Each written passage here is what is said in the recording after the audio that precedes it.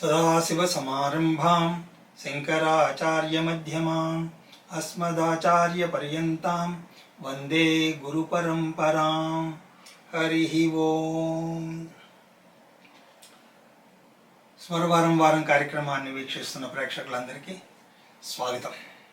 యత్ సౌఖ్యాంబుదిలేసలేసత ఇమే శక్రాదయో నివృతా యశ్చిత్తే నితరాం ప్రశాంతకలనే లబ్ధ్వా మునిర్నివృతా యస్మిన్ నిత్యసుఖాంబుదౌ గలితధీ బ్రహ్మైవ న బ్రహ్మవేత్ యః కశ్చిత్ సురేంద్రవందితపదౌ నూనం మనీషా మమ. ఈ 5వ శ్లోకంలో శంకరుల వారు చెప్పదలుచుకున్నది ఏమిటి అంటే, ఆత్మ అన్నది ఆనంద స్వరూపం అయినది. ఒక వ్యక్తి దేన్నైనా చూసినప్పుడు ఆనందపడినప్పుడు అది ఆ వస్తువును చూసి ఆనందపడడం లేదు, అది ఆత్మరూపమే. అది రిఫ్లెక్టెడ్ హ్యాపీనెస్, ప్రతిబింబించినటువంటి ఆనందం. అయితే ఇక్కడ ఆత్మానందం ఏదైతే ఉందో అది అనుభవింపబడదు. ఎందుకంటే అనుభవించాలి అంటే అది ఏదో ఒక వస్తువు, ఒక ఆబ్జెక్ట్ అయి ఉండాలి. కానీ ఆత్మ ఏదైతే ఉందో అది విషయం కాదు, విషయీ, సబ్జెక్ట్, అనుభవించేవాడు. కాబట్టి అనుభవింపబడదు. అందుకోసమే ఇది ఏ ప్రమాణానికి కూడా దొరకదు. సార్, నేను ఆత్మని సర్జన్ టేబుల్ మీద చూస్తాను అంటే మీరు చూడాలనుకున్నా సరే చూడలేరు. ఎన్ని జన్మలు ఎత్తినా సరే ఆత్మను చూడలేరు. అది ప్రత్యక్ష ప్రమాణంతో కానీ అనుమాన ప్రమాణంతో కానీ ఏ ప్రమాణంతోనూ దాన్ని అనుభవించలేరు. ఏ ప్రమాణానికి అది దొరకదు. ఎందుకంటే అది సబ్జెక్ట్, అది ఆబ్జెక్ట్ అవ్వడానికి వీల్లేదు.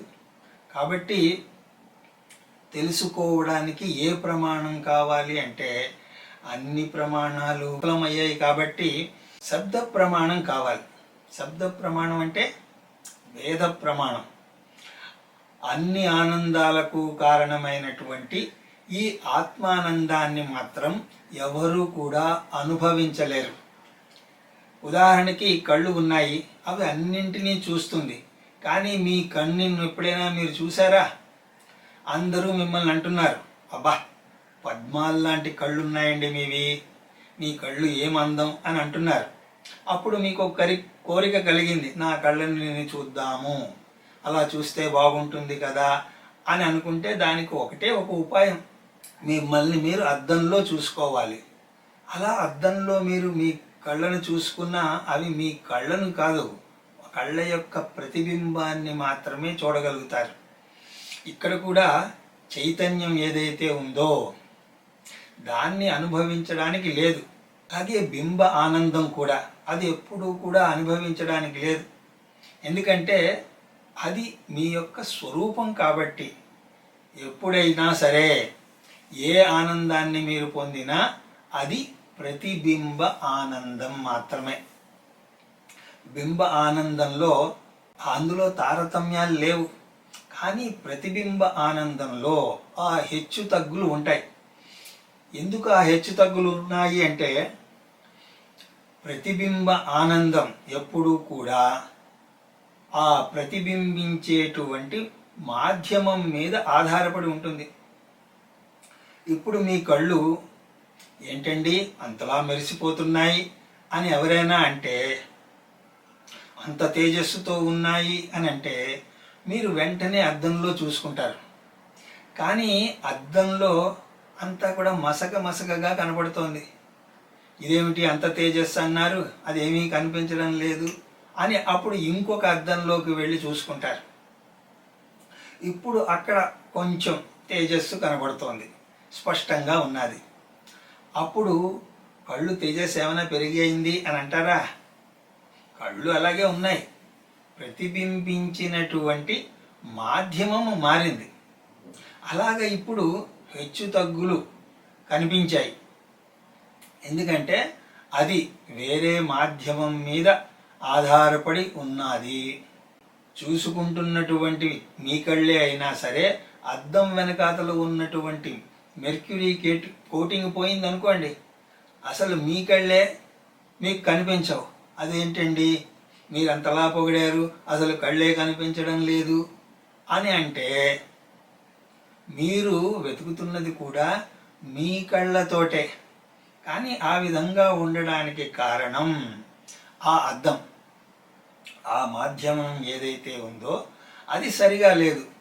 ఆ విధంగా ఈ ప్రతిబింబ చైతన్యం ఏదైతే ఉందో అది వస్తూ పోతూ ఉంటుంది. ఎందుకంటే ఆ ప్రతిబింబ మాధ్యమం ఏదైతే ఉందో అది కూడా వచ్చిపోతూ ఉంటుంది. అది శాశ్వతం కాదు. ప్రతిబింబ చైతన్యం వస్తూ పోతూ ఉంటుంది కాబట్టి ప్రతిబింబ ఆనందం కూడా వచ్చిపోతూ ఉంటుంది.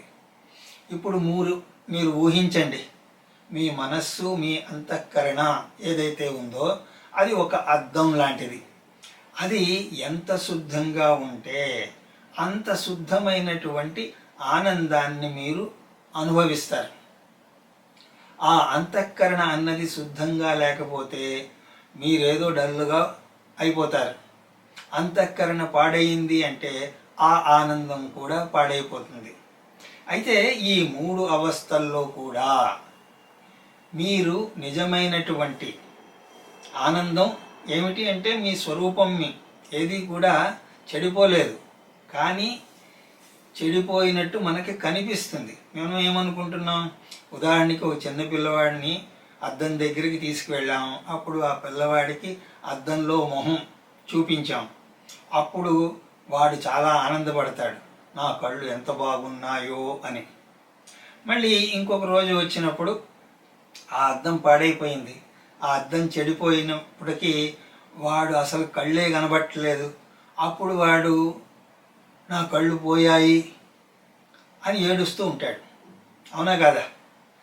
నేను ఆనందంగా లేను అని పదే పదే ఎందుకు అనుకుంటున్నావు అంటే, మీరు ఆ బింబ చైతన్యంతో కాకుండా ప్రతిబింబ చైతన్యంతో తాదాత్మ్యత చెంది ఉన్నారు. అందుకోసమే వేదాంతంలో కూడా చాలామంది వస్తూ ఉంటారు. అలా వచ్చి కూడా అంత ఆనందం ఏమీ అనిపించడం లేదండి అని అంటారు. ఏమిటి, ఇక్కడికి వచ్చిన వాడు కూడా అదే అంటాడు. కళ్ళు కనిపించడం లేదు అని అంటే వేదాంతం అంటుంది, అరే బాబు కళ్ళు నీ దగ్గరే ఉన్నాయి, నీ అద్దం పని చేయడం లేదు అన్నా కూడా ఆ అద్దంలో చూసుకుని నాకు కళ్ళు లేవు అని అంటాడు. అద్దం బాగోలేదు కాబట్టి అద్దంలో కళ్ళు కనిపించడం లేదు. లేదండి నాకు ఆనందం అనిపించడం లేదు అని అంటాడు. మీరేదో ఆనందం అని అంటున్నారు, కానీ నాకైతే అలాగేమీ అనిపించడం లేదే అని అంటాడు. నీకు ఆనందం అనిపించడం లేదు అంటే మీ మనస్సుకి అడ్డమైన రోగాలు ఉన్నాయి. అయితే నేను నా మనస్సును బాగు చేసుకోవచ్చా అని అడిగి యోగ మార్గంలో వెళితే బాగవుతుందా అని అంటే, మీరు ఏ మార్గంలో వెళ్ళినా సరే ఎవ్వరూ కూడా మనస్సుని పూర్తిగా బాగు చేయలేరు. అందరు దేహాలు లాగానే ఎవరి దేహమైనా సరే పూర్తిగా ఆరోగ్యమైనది ఉంటుందా చెప్పండి? పూర్తిగా ఆరోగ్యం అన్నట్టు ఉండదు. ఎవరి దేహం కూడా పర్ఫెక్ట్గా ఉండదు. అలాగే మనస్సు కూడా పూర్తిగా పర్ఫెక్ట్గా ఉండదు. అది కూడా అనేక అంశాల మీద ఆధారపడి ఉంటుంది. నిన్నటి రోజున మనస్సు దేనినైతే ఆహా ఓహో అన్నాదో అదే విషయాన్ని ఈరోజు చూసి వాంతి చేసుకుంటుంది. కావాలంటే మీరు దాన్ని గమనించి చూడండి. నిన్నటి రోజున దేనినైతే మీరు మహదానందపడ్డారో ఈరోజు దుఃఖపడతారు. ఎందుకంటే మీ మనస్సు ఎన్నిటి మీదో ఆధారపడి ఉంటుంది. కాబట్టి అది ప్రారబ్ధం కావచ్చు, పరిస్థితుల ప్రభావం కావచ్చు, వాటి వల్ల అది మారుతూ ఉంటుంది. ఆలోచన విధానంలో మార్పు వచ్చినా సరే నిన్నటి రోజున పరమానందం కలిగించినది ఈరోజు పర్వాలేదు అని అనిపిస్తుంది. కాబట్టి ఎప్పుడైతే ఆ మనస్సు మీదే మీరు ఆధారపడిన ఆనందం ఇదే అని అనుకుంటారో వాడు ఆ పిల్లవాడిలాగా దుఃఖపడుతూనే ఉంటాడు. ఒక ఊళ్ళో ఒక టైలర్ ఏవో అప్పులన్నీ ఎక్కువైపోయి అవి తీర్చలేక ఊరు వదిలి పారిపోయాడు. అప్పుడు ఆ ఊళ్ళో వాళ్ళందరూ కూడా ఏడుస్తున్నారు. ఏమిట్రా బాబు, వారం రోజుల్లో పెళ్లి పెట్టుకున్నాం, వాడికి అన్ని బట్టలు ఇచ్చి కుట్టడానికి ఇచ్చాము, కానీ వాడు ఇప్పుడు వెళ్ళిపోయాడు, కనబడడం లేదు అని బాధపడుతున్నారు. అలాగే ఇంకొకడు కూడా, అరే నా సూట్ వాడికి కుట్టమని ఇచ్చాను, ఎంత ఖరీదైన సూటో, ఆ బట్టలన్నీ పట్టుకుపోయాడు అని ఇంకొకడు ఏడుస్తూ ఉంటే, ఇలా బాధపడుతుంటే ఒకడు మాత్రం బోరు బోరుమని ఏడుస్తున్నాడు. వీళ్ళు అనుకున్నారు, మా బట్టల కంటే ఖరీదైనది ఏదో వీడి దగ్గర ఎత్తుకుపోయి ఉంటాడు, అందుకోసమే వాడు అంతలా ఏడుస్తున్నారు అని వాడి దగ్గరికి వెళ్ళి అడిగాడు.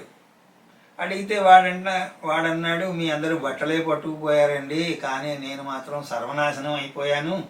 అంటే వాళ్ళు అన్నారు, అదేంట్రా బాబు, ఏమైంది, వీడి దగ్గర ఏ బంగారమో గొలుసో ఏదో పట్టుకుపోయి ఉంటాడు అని అనుకున్నారు. అని వాడిని అడిగారు, ఏమిట్రా నీ దగ్గర తీసుకెళ్ళాడు అంటే అని వాడిని అడిగితే, వాడు నా కొలతలు పట్టుకుపోయాడండి అని అన్నాడు. నా కొలతలన్నీ ఎత్తుకుపోయాడు అని అన్నాడు. అవి ఎత్తుకుపోయాడంటే అర్థం ఏమిటి? వాడు టైలర్ని కొలతలతో చూస్తున్నాడు, కొలతలు పోయాయి అని అనుకుంటున్నాడు. ఏమున్నది వీడికి, కాకపోతే కొలతలు ఏమున్నాయండి, ఇంకో చోట కుట్టించుకోవచ్చు కదా. కానీ దాంతో వాడు ఎంత తాదాత్మ్యంతో ఉన్నాడు అంటే, అన్ని కొలతలు పట్టుకుపోయాడు, నేను ఇక ఎవరితో కుట్టించుకోను అని అంటూ ఏడుస్తున్నాడు.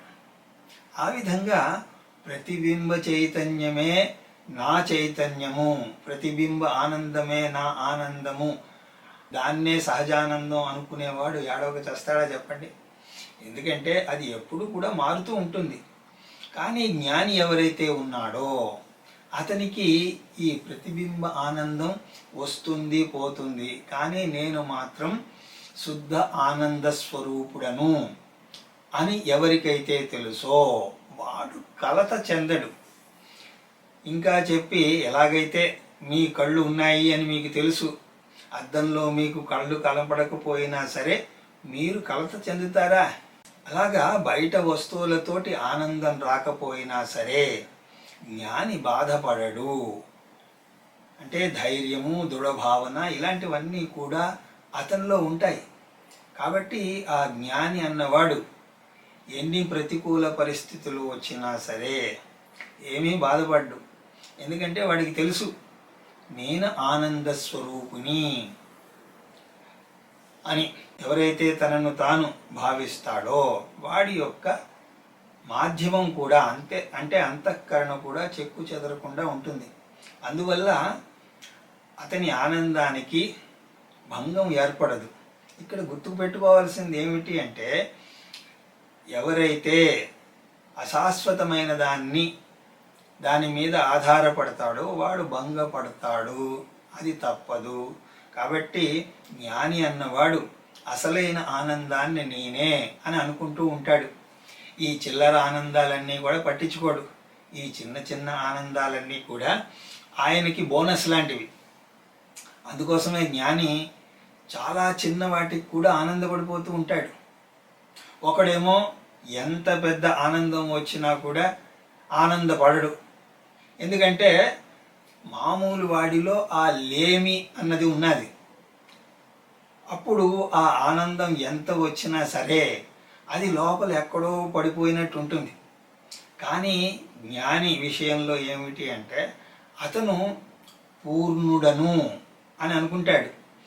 ఏ చిన్న ఆనందం వచ్చినా సరే అది పొంగి పొర్లుతూ ఉంటుంది.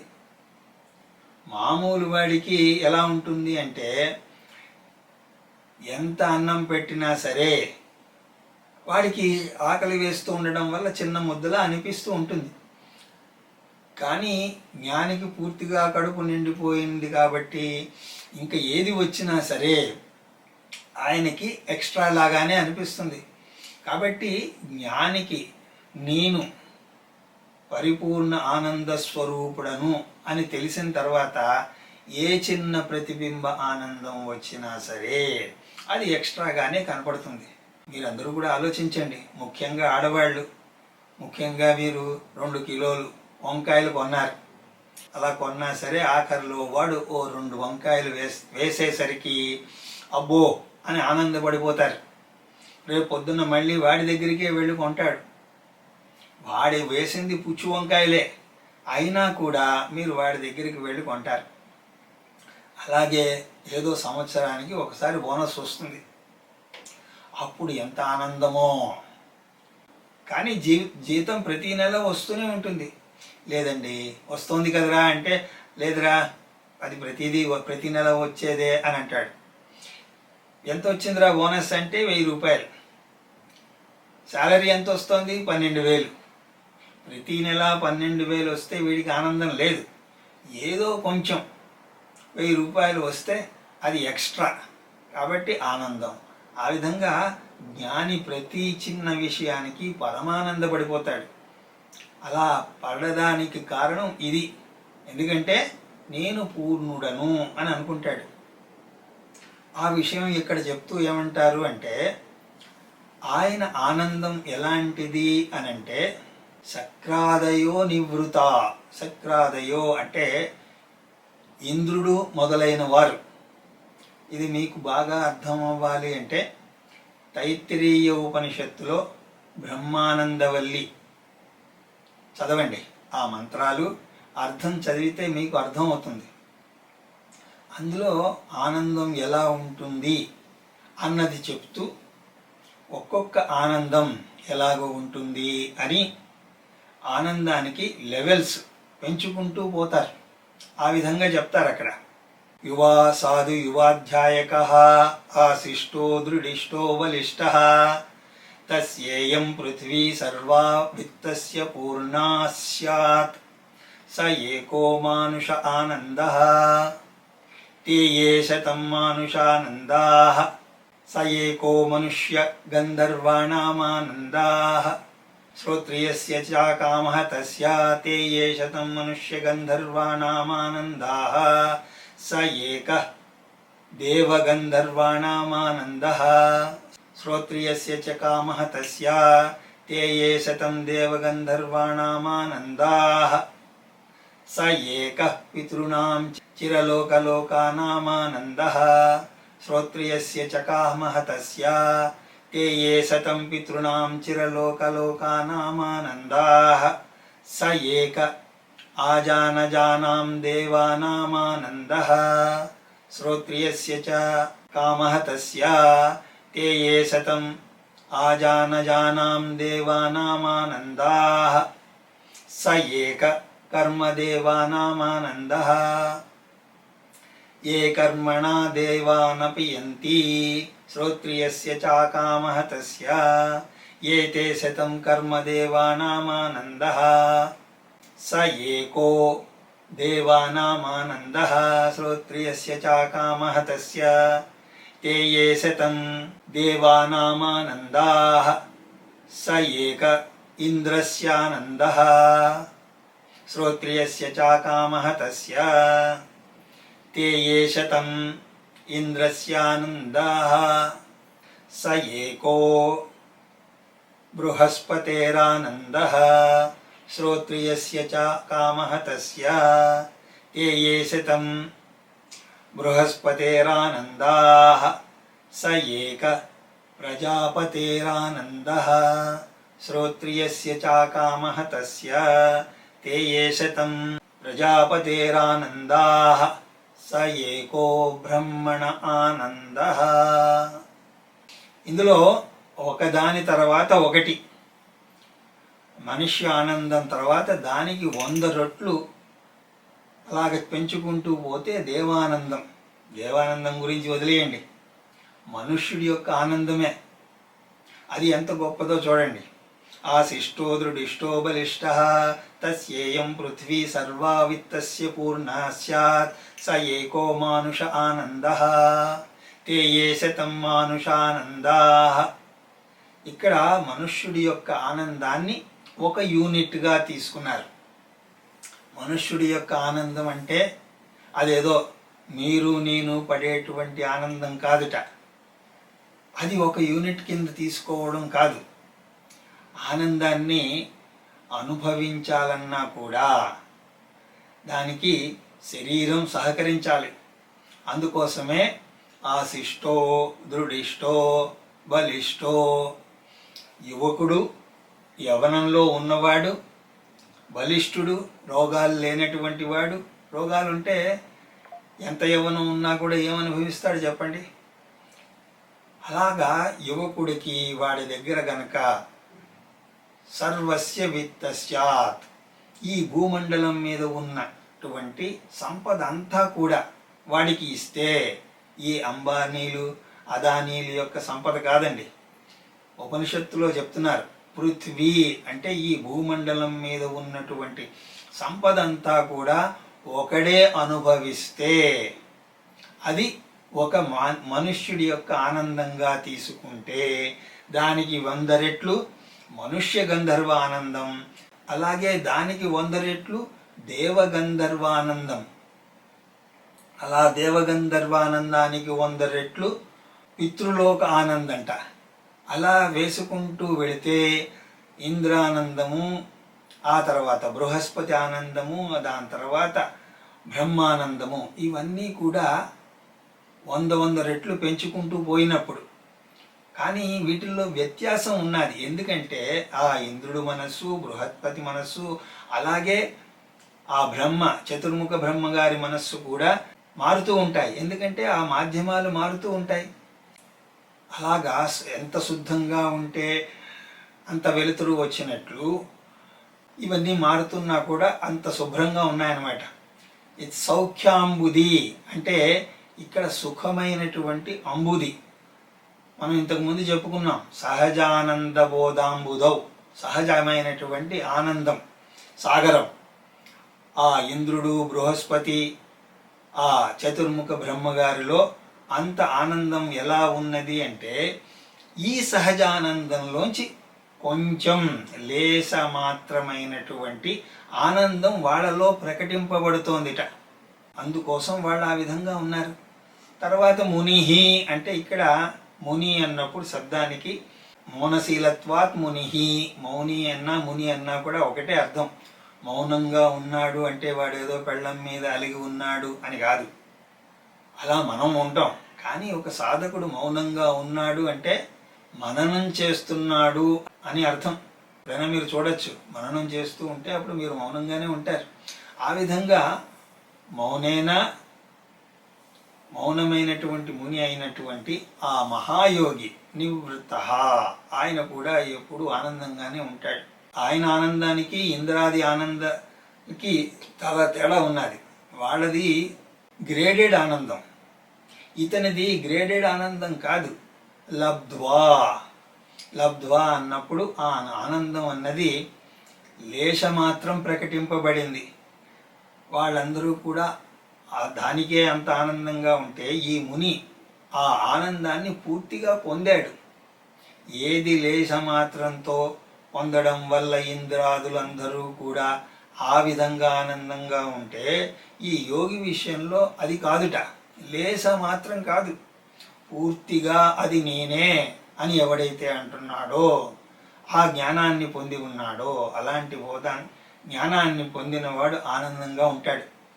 ఎక్కడ ఆనందంగా ఆ ఆనందం ప్రతిబింబిస్తుంది అంటే చిత్తే, ఆయన యొక్క చిత్తము ఎంత శుద్ధంగా ఉంది అంటే ఆ ఆనందం అంతా కూడా అందులో ప్రకటింపబడుతోంది. అంటే ఎప్పుడు అంటే నిత్యం నితాంతరే ప్రశాంత కలనే, అలజడి అన్నీ ప్రశాంతించినప్పుడు. ఎందుకు ప్రశాంతిస్తుంది అంటే కల్మషరహితంగా అతని మనస్సు ఉన్నది అని అన్నప్పుడు చిన్న పాయింట్ ఇక్కడ ఇంతకు ముందు చెప్పుకున్నదే, విషయాలతో అతడు ముట్టడి చేయబడి లేడు. ఆ ముట్టడి అన్నది లేనే లేదు.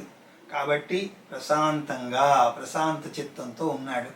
వచ్చిన విషయాలని ప్రారంధం అనుకుని అనుభవిస్తాడు తప్ప ఆ విషయాల పట్ల ఆసక్తి కానీ విరక్తి కానీ ఆయనకి లేవు.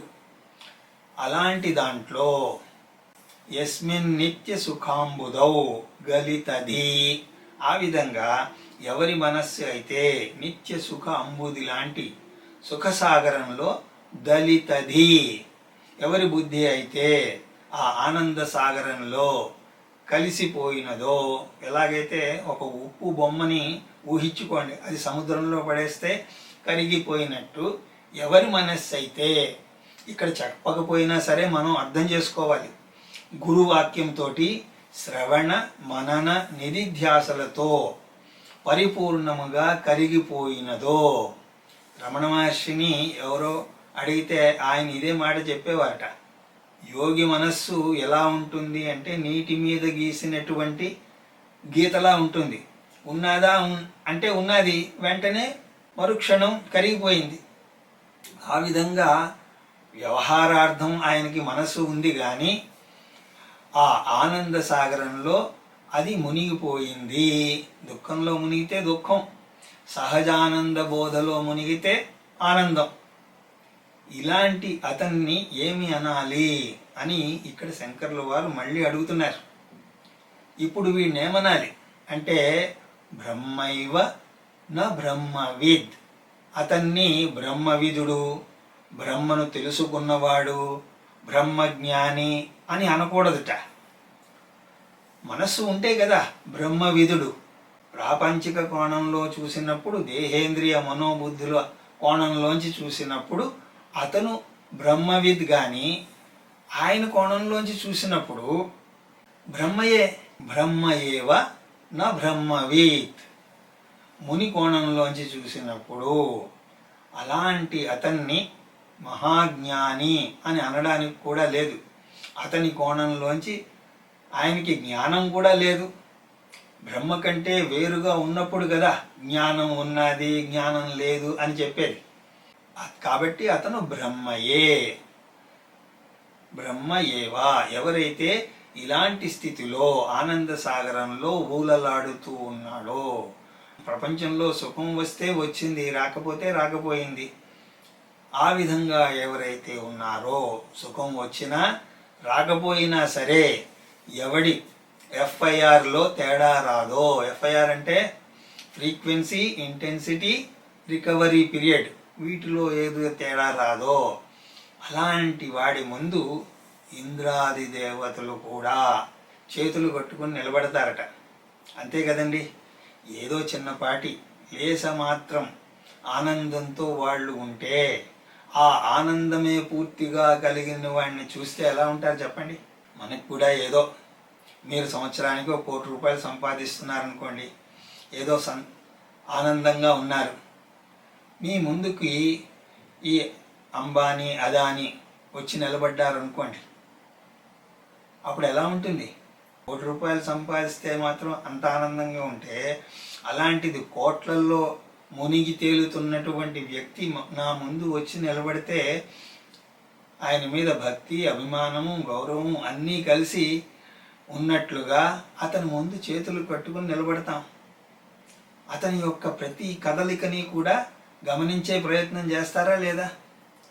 అలాగే ఇంద్రుడికి మీరెవరో తెలియకపోవచ్చు, కానీ ఎప్పుడైతే ఇలాగ భూలోకంలో ఎవరో మూర్తి గారట ఆయన చెప్తూ ఉంటే, ఆయన తత్వబోధ చెప్పారు, ఉపదేశసారం చెప్పిన, ఆ మనీషా పంచకం ఇవన్నీ చెప్తే, ఆ స్మరవారం వారం కార్యక్రమాన్ని విని మీరు ఆనంద సాగరంలో తేలియాడుతున్నారు అని ఇంద్రుడికి తెలియగానే ఇంద్రుడు కూడా వచ్చి చేతులు కట్టుకుని మీ ముందు నించుంటాడు. సురేంద్రవందిత పదహ, అలాంటి వాడు ఇంద్రుడే నమస్కరిస్తున్నటువంటి పాదములు కలిగినటువంటి వాడు. అంటే ఇక్కడ ఇంద్ర పదవి అంటే ప్రపంచంలో అత్యుత్తమమైనటువంటి పదవి. ఆ ఇంద్రుడు కూడా ఇతన్ని చూసి గౌరవిస్తాడు. ఎందుకంటే ఇది నిజమైనటువంటి పురుషార్థం. అలాగ ఇంద్రుడి చేత కూడా గౌరవింపబడినటువంటి వాడు చండాలుడైనా సరే, ద్విజుడైనా సరే, అతను నాకు గురువుతో సమానము. అది నా నిశ్చయమైనటువంటి అభిప్రాయము. ఇప్పుడు శంకరుల వారు పాప ప్రక్షాళన గావించుకుంటున్నారు. ఎందుకంటే గచ్చ గచ్చ అని అన్నారు కదా. ఇంద్రుడే నమస్కరించిన తర్వాత నేను నమస్కరించకుండా ఎలా ఉంటాను? ఏదో నేను పై వేషాన్ని చూసి గచ్చ గచ్చ అన్నానేగా తప్ప, ఇతను ఇంద్రుడు కూడా నమస్కరించేటువంటి జ్ఞాని అని తెలిసాక నేనేదో తక్కువ జాతి, నిమ్న కులస్థుడు, చండాలుడు అని అనుకున్నాను. కానీ అతని పాదాల మీద పడి నేను ప్రాయశ్చిత్తం చేసుకుంటున్నాను. ఇంద్రుడే నమస్కరిస్తున్నప్పుడు ఇక మీరు నేను ఎంత చెప్పండి? ఇలాగే ఒకసారి శ్రీకృష్ణుడు కౌరవ సభకు వస్తాను అని అన్నాడు. అప్పుడు దుర్యోధనుడు ఈ మాటికి కృష్ణుడు వస్తున్నాడు, ఆయన వచ్చిన దగ్గర నుంచి ఏదో గొడవ వస్తుంది, కాబట్టి ఆయన్ని మనం ఏమీ గౌరవించాల్సిన పని లేదు, కాబట్టి మీరు రేపు ఆయన వచ్చినప్పుడు, సభకు వచ్చినప్పుడు ఎవ్వరూ కూడా నిలుచుని నమస్కరించాల్సిన పని లేదు, ఆ విధంగా అగౌరవపరచాలి, కౌరవ సభ అంటే ఏమిటో అతనికి తెలియాలి అని ఒక తీర్మానం చేశాడు. అయితే తర్వాత రోజు కృష్ణుడు వస్తాడు. వచ్చినప్పుడు దుర్యోధనుడు చూసేసరికి అందరూ కూడా లేచి చేతులెత్తి నమస్కరిస్తున్నారు. అప్పుడు అది చూసి వాడు అన్నాడు, అరే ఏంట్రా నేను మీకు చెప్పింది, ఎవ్వరూ నమస్కరించకూడదు అంటే ఏమిటి? చేతులెత్తి నించుని మరీ నమస్కారం చేస్తున్నారు అని అంటే వాళ్ళు అన్నారు, అయ్యా మేము కృష్ణుడు వచ్చాడు, కృష్ణుడికి నమస్కారం చెయ్యాలి అని నమస్కరించడం లేదు. అందరికంటే ముందు మీరే లేచి కృష్ణుడికి నమస్కారం చేశారు కాబట్టి, మీరు చేసిన తర్వాత మేము నించోకపోతే బాగుండదు కాబట్టి అందుకోసం మేము కూడా నించున్నాము అని అనేప్పటికీ అప్పుడు దుర్యోధనుడు తనను తాను చూసుకున్నాడు. అప్పుడు ఆయన నించునే ఉన్నాడు. రాజు నించుని నమస్కరించిన తర్వాత మిగతా వాళ్ళు లేకపోతే బాగుంటుందా? అలాగా ఇంద్రుడే నమస్కరించిన తర్వాత మనం ఎంత చెప్పండి అని ఇక్కడ ఫలశ్రుతిగా చెప్పింది ఏమిటి అంటే, జ్ఞాని ఇంద్రుడి కంటే గొప్పవాడు అని చెప్పడం. అయితే నిజంగా ఇంద్రుడు నమస్కారం పెడతాడా, ఇంద్రుడు ఎలా ఉంటాడు అంటే నేను మాత్రం చెప్పలేను. ఎందుకంటే నేను ఇంద్రుడిని ఎప్పుడూ చూడలేదు. నాకు తెలిసిన ఇంద్రుడు ఎవరు అంటే ఇంద్ర సినిమాలో ఇంద్రుడే. కానీ ఇక్కడ చెప్పదలుచుకున్నది ఒక్కటే, అత్యుత్తమమైన ఇంద్ర పదవి ఏదైతే ఉందో అది కూడా లేశమాత్రంగా జ్ఞానికి అనిపిస్తుంది అని తెలియజేసినటువంటి శంకర్ల వారికి చండాలుడి రూపంలో వచ్చినటువంటి సాక్షాత్ పరమశివుడికి నమస్కరిస్తూ 17వ తారీఖున తొలి ఏకాదశి అయింది. ఈ తొలి ఏకాదశి నుంచి ప్రతి ఏకాదశికి రామాయణంలోని కొన్ని ఘట్టాలను స్మరించే ప్రయత్నం చేద్దాం అన్న ఆలోచన వచ్చింది. కాబట్టి వచ్చేది తొలి ఏకాదశి కాబట్టి తొలి ఏకాదశి నుంచి రామాయణ సత్సంగం నిర్వహిద్దాం అని ప్రతి ఏకాదశి రోజున కలిసే ప్రయత్నం చేద్దాం అని తెలియజేసుకుంటూ ఈ మనీషా పంచకము అనేటువంటి ప్రసంగ పరంపరలకు విరామం తెలియజేస్తున్నాను. హరి ఓం తత్సత్.